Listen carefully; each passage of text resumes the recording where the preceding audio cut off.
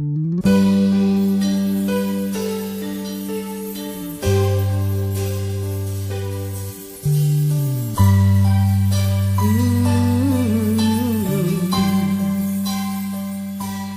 mesa o pão,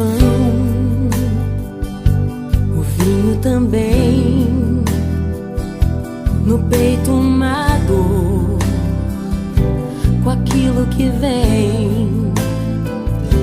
De um lado um sorriso, do outro traição.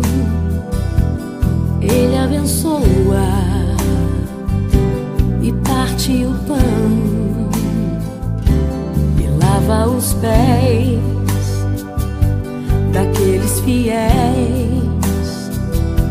E mesmo o traidor recebe assim,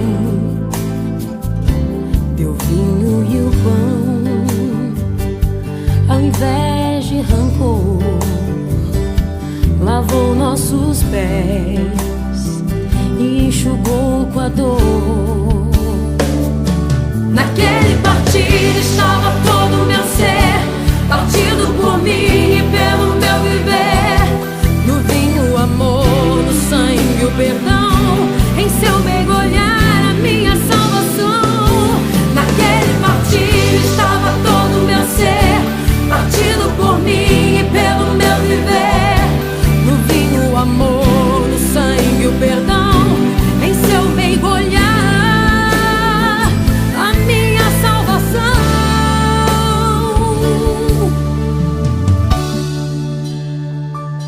O menino cantou